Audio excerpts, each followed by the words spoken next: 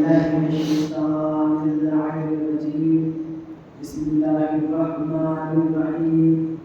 الحمد لله رب العالمين والعاقبة للمتقين والجنة للمؤمنين والنار للكافرين. مولانا ومقتدانا أبو القاسم المصطفى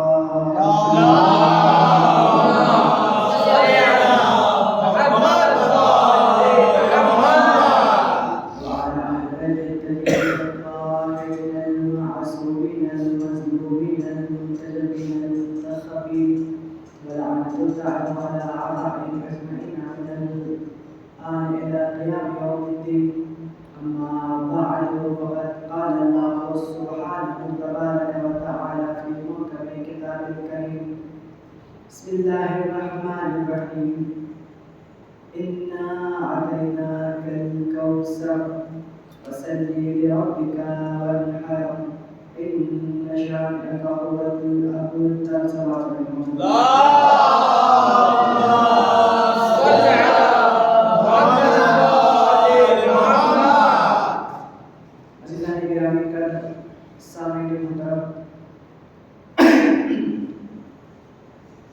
ایام شہادت ہے. رمضان کے بہترین مہینوں میں بھی وہ تاریخیں شیعوں کے حق میں مسلمانوں نے بنائی ہے کہ جب عبادت کر رہے ہوں تو بھی ایک ایسا سنگین زخم دیا گیا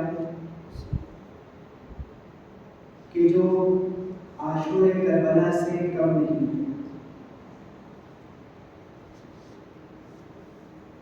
میں نے جس آیت کریمہ کو آپ لوگوں کے سامنے پیش کیا ہے اس میں پروردگار کا ارشاد ہے اِنَّا أَعْطَيْنَاكَ الْكَوْثَرَ، یعنی ہم نے آپ کو کوثر عطا کیا. ظاہراً یہ جواب معلوم پڑتا ہے، یعنی یہ کہ ہم نے آپ کو کوثر عطا کیا، یعنی کسی اور نے آپ کو اس چیز کے لیے طنز کیا تھا. مدینے کے لوگوں نے رسول اعظم کو، سردار انبیاء کو یہ طنز کرنا شروع کیا کہ اے رسول کہ جو تم یہ دعویٰ کرتے ہو کہ اللہ کی طرف سے بھیجے گئے نبی ہو، اللہ کی طرف سے بھیجے گئے رسول ہو، اللہ کی طرف سے بھیجے گئے تمام نبیوں کے سردار ہو، تو ظاہراً یہ بات بھی پتہ ہے ان لوگوں کو بھی کہ یاد رہے جب خدا کسی شخص کو اپنی طرف سے معین کرتا ہے تو وہ اہل کتاب بھی ہو تو لاعیب ہوتی ہے، بے عیب ہوتی ہے. تو جب اس کا بھیجا ہوا نبی ہوگا تو یقینی طور پر اسے بھی لاعیب ہونا پڑے گا، بے عیب ہونا پڑے گا. لیکن یہاں رسول کے اوپر یہ اعتراض دیا جا رہا ہے کہ آپ کے پاس اولاد نہیں ہے. اے رسول، آپ کو اللہ نے نبی تو بنا دیا، مگر یہ تو بتائیے کہ آپ کا وارث کون ہوگا؟ آپ کے بعد آپ کا وارث کون ہوگا؟ آپ کے بعد آپ کی اولاد نہیں ہے، آپ کے بعد آپ کے وراثت کو کون سنبھالے گا؟ آپ کے بعد جو یہ ولایت کا کام، جو یہ اللہ کی طرف سے بھیجا ہوا کام آپ انجام دے رہے ہیں، ظاہراً ہر نبی کے بعد اس کا بیٹا نبی بنتا گیا. لیکن یہ بھی کنفرم ہے، یہ بھی طے ہو چکا ہے کہ آپ آخری نبی ہیں، آپ کے بعد کوئی نبی نہ ہوگا. مگر یہ تو ہونا چاہیے کہ آپ کی اولاد ہو. چونکہ کسی کی نسل نہ ہو تو یہ بھی عیب ہے. اور ہم کیسے مان لیں کہ رسول ہو، سردار انبیاء ہو، اس کے بعد بھی اس میں عیب پایا جاتا ہو؟ ایک سوال پڑھیں محمد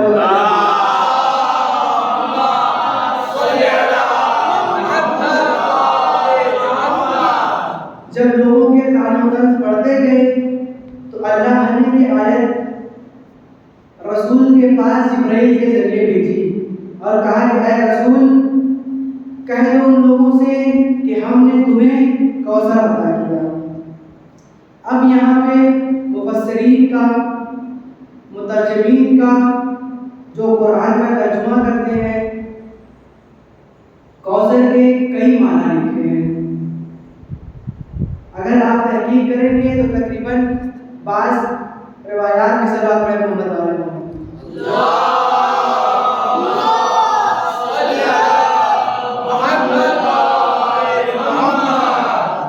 تفسیر کے مطابق 4 معنی، بعض کے تفسیر کے مطابق 14 معنی، بعض کے تفسیر کے مطابق 17 معنی، بعض کی تفسیر کے مطابق 18 معنی، بعض کی تفسیر کے مطابق 22 معنی، بعض کی تفسیر کے مطابق 24 معنی تک بیان کیے ہیں ایک لفظ۔ کون سا؟ کوثر۔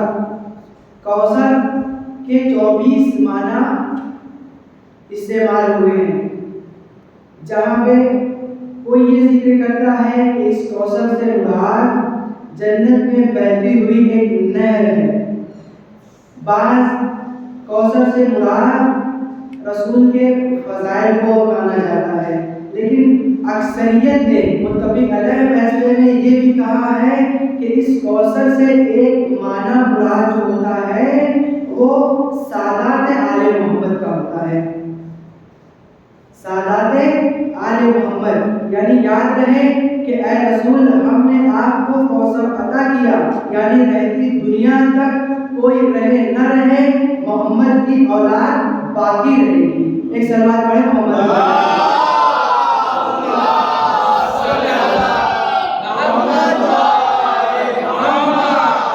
جب رسول کے اوپر سے ایک بیٹا کہ اب تو اولاد کثیر کا آیت کے ذریعے حکم آ چکا، اب کیسے کہا جائے کہ رسول بغیر اولاد کے ہیں، رسول کا کوئی وارث نہیں ہے، تو اور بھی کئی ایک الزام جو لگائے گئے، جس میں سے بعض یہ لگائے جا رہے تھے کہ رسول شاعر ہے۔ شاعر کا کردار کیا ہوتا ہے؟ شاعر یعنی کسی بھی چیز کو ضروری نہیں ہے کہ اس میں افضلیت پائی جائے، عظمت پائی جائے، بزرگی پائی جائے، مگر شاعر اپنے الفاظ کو اس طریقے سے گھما کے اور بنا کے پیش کرتا ہے کہ اس نا فضیلت پائی جانے والی چیز میں بھی فضیلت دکھائی دیتی ہے، اسے کہتے ہیں شاعری۔ اب رسول کے اوپر ایک شاعری کا بھی الزام لگا تھا، وہ کیوں؟ ظاہر تاریخ یہ بتاتی ہے کہ جب کعبہ میں شعراء جمع ہوتے تھے، سال کا ایک وقت معین ہوتا تھا اور بڑے بڑے شعراء اکٹھا ہوتے تھے، اور ہر شاعر اکٹھا ہونے کے بعد اپنے اپنے کلام کو کعبے کی دیواروں پر ٹانگتے تھے۔ ہر سال کا یہ دستور تھا کہ تمام شعراء آئیں گے، اپنے اپنے بہترین جو ان کے نزدیک کا سال کا بہترین کلام ہوگا وہ کعبے کی دیوار پہ ٹانگ دیا جائے گا۔ اس کے بعد جب لوگوں کی تصدیق کرنے کے بعد، دیکھنے کے بعد، وہ شعر جو تمام شعروں میں وہ شعر کا پرچہ جو تمام شعروں میں سب سے بہتر ہوگا، بس اس کو باقی رکھا جائے گا، بقیہ سب اپنی شاعری اپنا پرچہ اتار لیں گے کعبے کی دیوار سے، اور وہ ایک شعر جو جس شخص کا بھی ہوگا سب سے اچھا شعر جو ہوگا وہ کعبے کی دیوار پر ٹنگا رہے گا اور وہ پورے سال کی کرے گا۔ اس صلوات پڑھیں محمد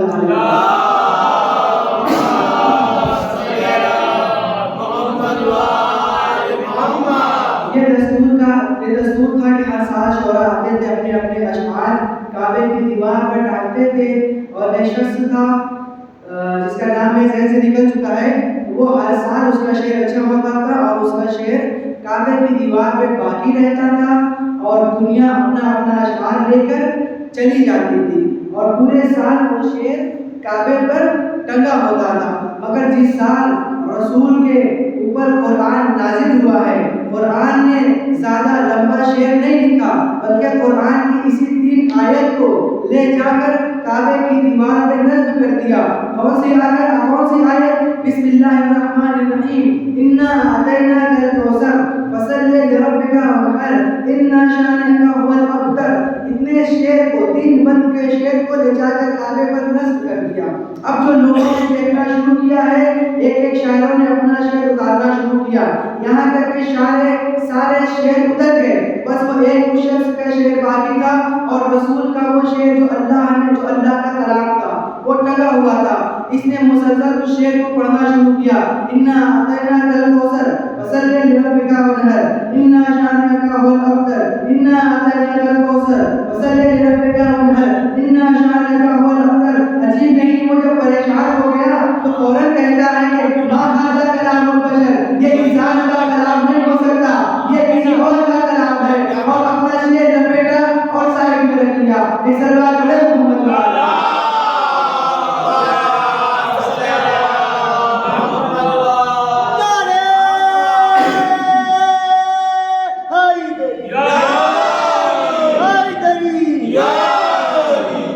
یہی تو وجہ ہے قرآن کیوں معجزہ ہے۔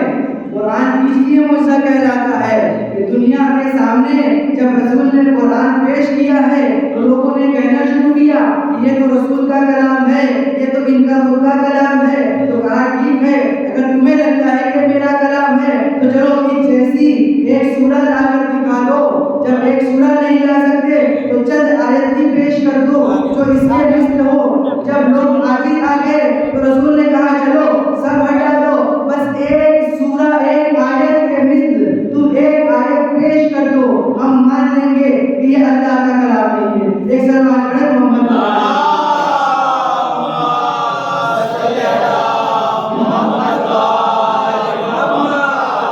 دنیا عاجز ہو گئی، یہ کس کا کلام ہے؟ ما ھذا کلام البشر، یہ انسان کا کلام ہو ہی نہیں سکتا۔ اسی لیے تو کہا جاتا ہے کہ دنیا کی فصیح و بلیغ زبان عربی ہے، اور اللہ نے قرآن کو عربی میں اسی لیے نازل کیا، جتنی اس میں بلاغت ہے اتنی عربی زبان میں بھی بلاغت نہیں پائی جاتی۔ قرآن میں جو بلاغت، جو فصاحت اور بلاغت موجود ہے، عام انسان ایسا فصیح اور بلیغ بیان کر ہی نہیں سکتے کہ جو ایک لفظ کے کئی معنی نکال سکے۔ ایک سلوات پڑھیں محمد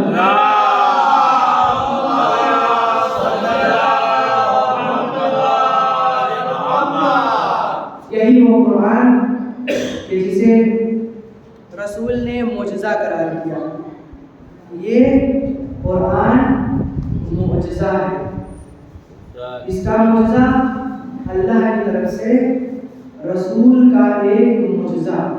معجزے کی بھی ایک الگ تعریف ہے، شاید کوئی موقع ملا تو اس کو بیان کریں کہ معجزہ کہتے کسے ہیں، معجزہ کیا ہوتا ہے، معجزہ کی معنی کیا ہے۔ پھر رسول نے ایک حدیث جسے مسلسل بیان کیا، لوگوں کے سامنے بتاتے رہے، آخری وقت میں بھی جب قلم اور دعوات مانگا تھا، کھلاؤ مجھے قلم اور دعوات، لا کے دو، میں ایسی چیز لکھ دوں کہ جس کے بعد تم کبھی گناہ نہ۔ مگر دین کے دشمن، رسول کے دشمن، اللہ کے دشمن یہ نہیں چاہتے تھے کہ دین باقی رہے، یہ نہیں چاہتے تھے کہ اسلام بچا رہے۔ اسی لیے تو اس سے پہلے جو دین آیا وہ بھی دین تھا، مگر ہم اسے کیوں نہیں مانتے، کیوں اس کا انکار کر دیتے ہیں کہ اس کے ایک تو اس کا زمانہ ختم ہو گیا، دوسرا ان کے ماننے والوں نے انہیں بدل دیا، وہ اپنی حال پہ باقی نہیں رہا۔ ورنہ اگر باقی ہوتا تو اس قرآن میں اور اس انجیل میں، اس زبور میں، اس توریت میں کوئی فرق نہ ہوتا، کیونکہ چاروں اللہ کی کتاب ہے، چاروں اللہ کی طرف سے آسمان سے نازل کردہ کتاب ہے، یہ اللہ کی نازل کردہ کتاب ہے۔ کیسے ممکن ہو کہ قانون ٹوٹے، کیسے ممکن ہو کہ قانون ٹوٹے۔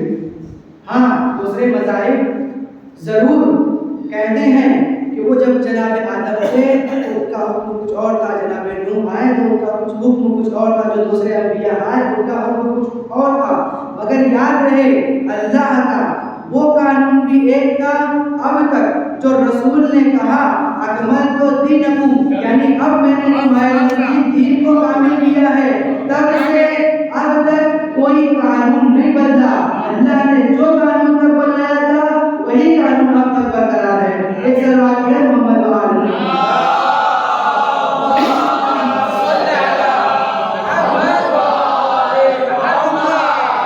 رسول نے جو حدیث پیش کی، جو بیان کیا وہ یہ کہ انی تعلم فوٹی کو سروین کتاب اللہ ہے وہ اطرتی، میں تمہارے سامنے دو قراءت صورتیں شکلیں دو قراءت چیزیں چھوڑ کر جا رہا ہوں، یہ دونوں قیمتی ہیں اور یہ دونوں ایک دوسرے سے متمسک ہیں، نہ یہ اس سے جدا ہے نہ وہ اس سے جدا ہے، اگر آپ نے اس کو چھوڑا تو بھی آپ کامیاب نہیں ہوں گے، اگر آپ نے اس کو چھوڑا تو بھی آپ کامیاب نہیں ہوں گے۔ کیوں؟ کیونکہ یہ دونوں ایک دوسرے سے جڑی ہوئی ہیں۔ اگر آپ نے قرآن کو چھوڑ دیا تو اہل بیت کی عظمت نہیں سمجھ سکتے، اگر آپ نے اہل بیت کو چھوڑ دیا تو قرآن کہنا کیا چاہتا ہے ہم نہیں سمجھ سکتے۔ کیوں؟ کیونکہ فصیح و بلیغ کلام ہے، ہم انسانوں کی بس کی بات نہیں ہے کہ اسے سمجھ سکیں۔ یہ الگ بات ہے کہ کچھ چیزوں کا لفظی ترجمہ ہم نکال لیتے ہیں، مگر کمال نہیں ہے کہ اسی ایک معنی پہ ہم ٹک جائیں۔ ممکن ہے کہ اللہ کچھ اور کہنا چاہتا ہو، ہم سمجھ کچھ اور رہے ہوں، اسی لیے کہتے ہیں کہ قرآن کو اہل بیت سے الگ نہ کرنا۔ جس دن قرآن اہل بیت سے الگ ہو جائے گا پھر وہی ہوگا جو آسمانی کتابوں کے ساتھ ہوا، کبھی اس کا زمانہ ختم ہوگا اور کبھی ان کے ماننے والے اسے بدل دیں گے۔ اس سوال پر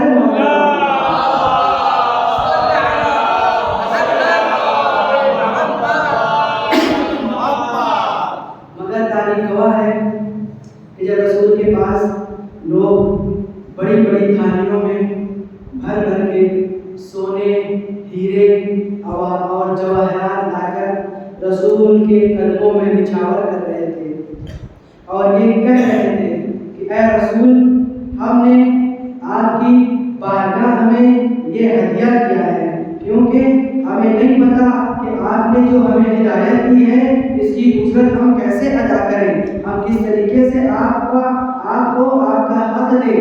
آپ نے جو ہمیں گمراہی سے ہدایت تک لا کے کھڑا کیا ہے، ہمیں نہیں پتا کہ ہم اس کی اجرت کیسے ادا کریں۔ تو رسول نے بڑے صاف الفاظ میں فرمایا کہ مجھے نہیں چاہیے تمہارے ہیرے جواہرات، مجھے نہیں چاہیے تمہارے زیورات اور تمہاری طرف سے بھیجے ہوئے بہترین لوگ، مجھے ان چیزوں کی ضرورت نہیں ہے، بلکہ میری قسمت میں کیا ہے، اگر میں چاہوں تو زمین پہ ٹھوکر بھی لگا دوں تو یہ ہیرے جواہرات میرے قدموں میں چھا جائیں، مگر یاد رہے کہ اللہ نے کہا کہ یاد رہے کہ مجھے یہ ہیرے جواہرات نہیں چاہیے، بلکہ میرے اہل بیت سے محبت اختیار کرو۔ اس سے بات ہے محمد علیہ وسلم۔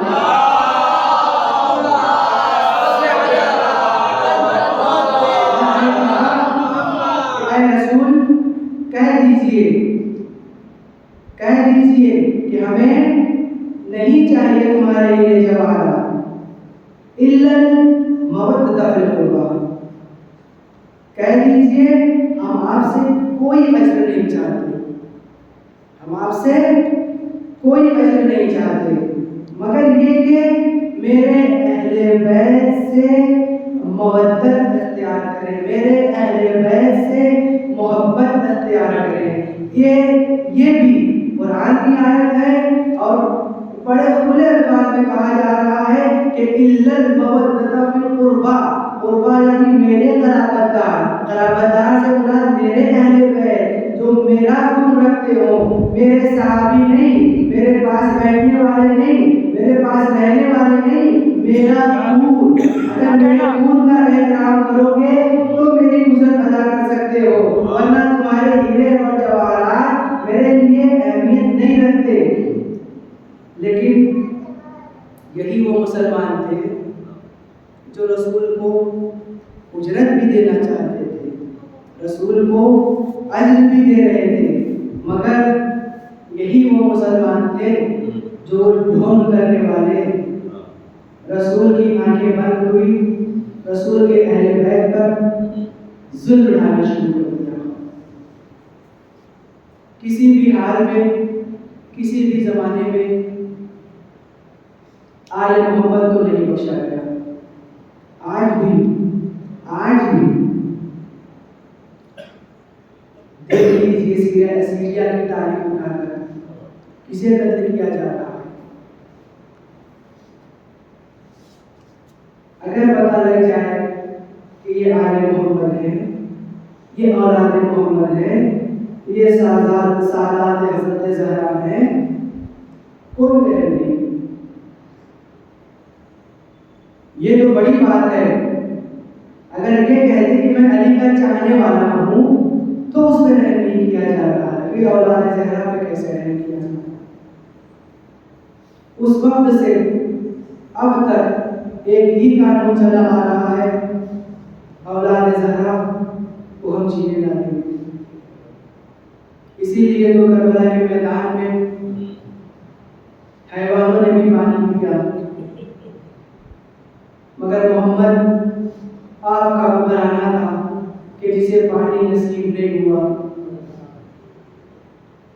تاریخ شہادت ہے، مولا علی کو ضربت لگی، حالت یہ ہے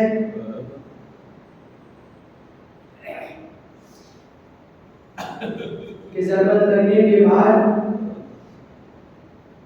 کچھ اصحاب ہیں، اولاد ہیں، مسجد میں پہنچ گئے، علی کی سر پہ ضربت لگی ہوئی ہے، سر سے خون کا فوارہ جاری ہے، مسلح خون سے بھیگا ہوا ہے، داڑھی سرخ ہوئی ہے،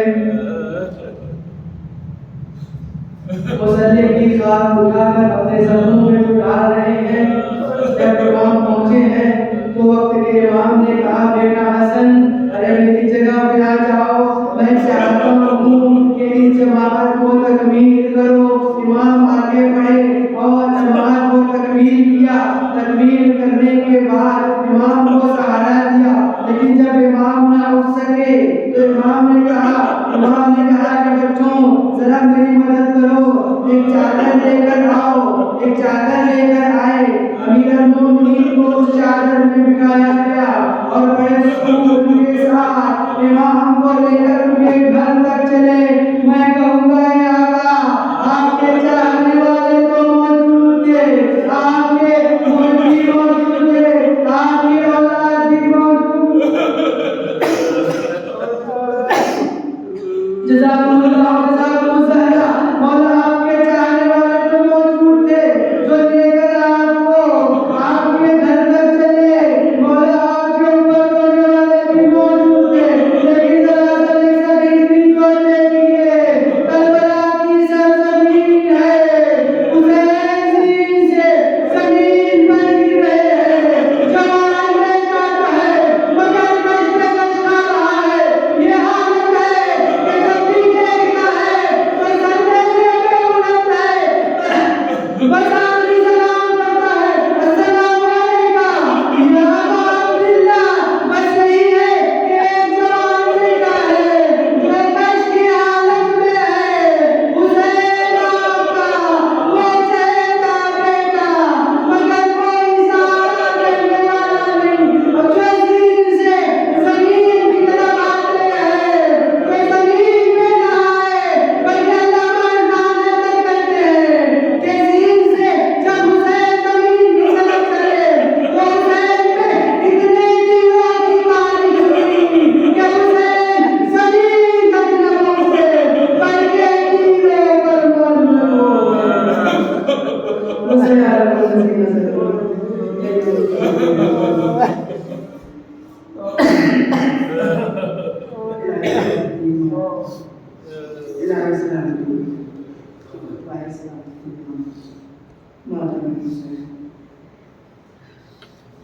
علی مولا